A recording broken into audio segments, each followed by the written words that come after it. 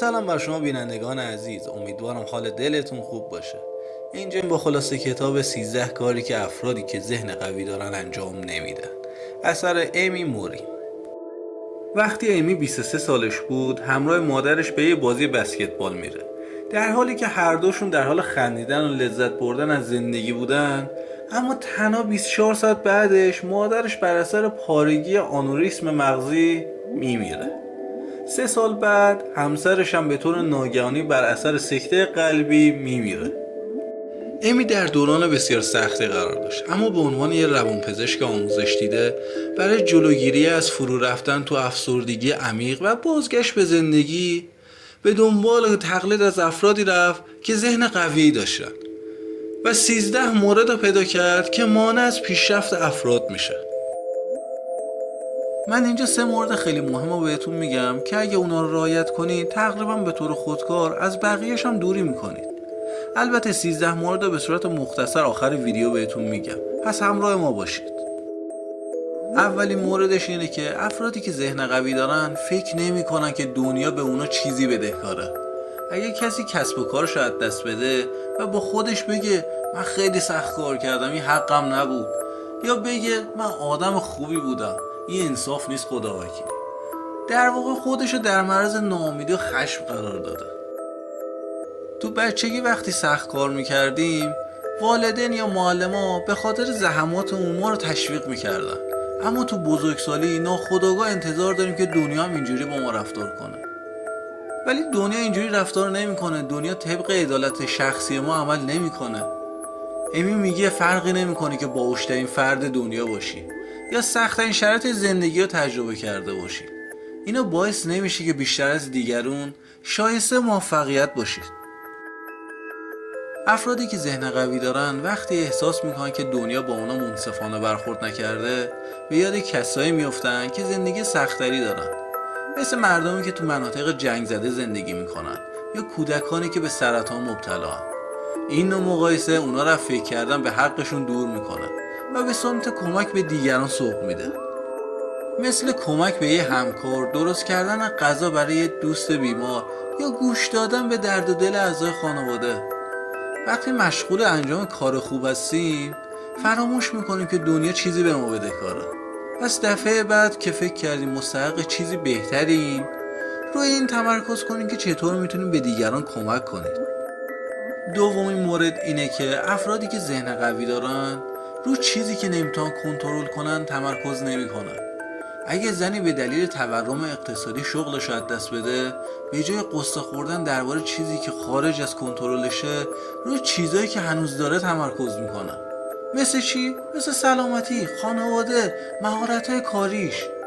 حتی اون میتونه از این اتفاق برای ایجاد کسب و کار شخصیش استفاده کنه.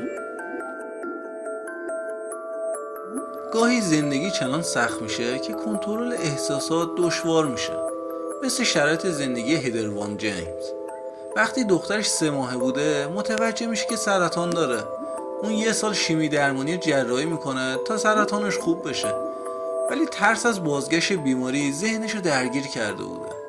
برای غلبه به این ترس اون تمام نگرانیاشو روی بشقاب نوشت و اونو تو آتش انداخت.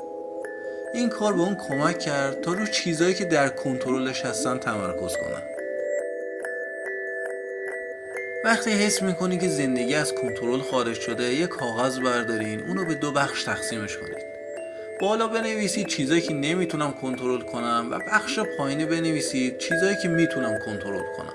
مورداتونو بنویسید. بعدش قسمت بالایی پاره کنید و بسوزونیدش و تمرکزتون رو قسمت پایینی بذارید، چیزایی که تحت کنترل شماست. سومین مورد اینه که افرادی که ذهن قوی دارن یه اشتباه رو بارها و بارها تکرار نمی‌کنن. امی میگه اونا بعد از شکست بدون فکر دوباره به همون مسیر بر نمیگردن، بلکه ابتدا بررسی میکنن که چرا زمین خوردن.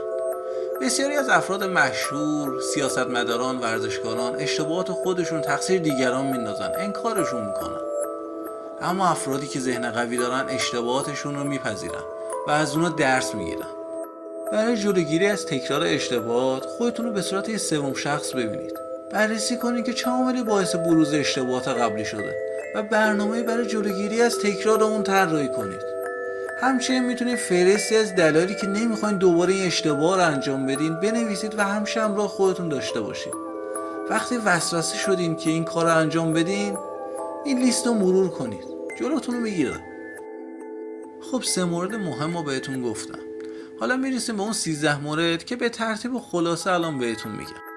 اولی شکایت کردنه. افرادی که ذهن قوی دارن به جای شکایت کردن روی راه حل تمرکز میکنن. دومیش ترس از تغییره. اونا تغییرات و فرصتی برای رشد میبینن. سومیش نظر دیگرانه.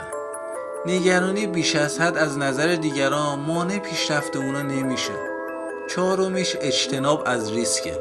از اشتباه کردن نمیترسن و از هر تجربه برای یادگیری استفاده میکنن. پنجمیش پایبندی به گذشته است. افرادی که ذهن قوی دارن به گذشته نمیچسبن، فقط رو به جلو حرکت میکنن.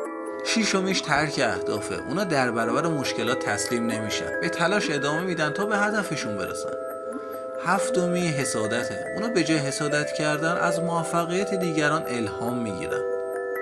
هشتمیش عدم تمرکزه. افرادی که ذهن قوی دارن تمرکز خودشون رو میدونن رو چه چیزایی باید بذارن، حواس پرتی نمیکنن.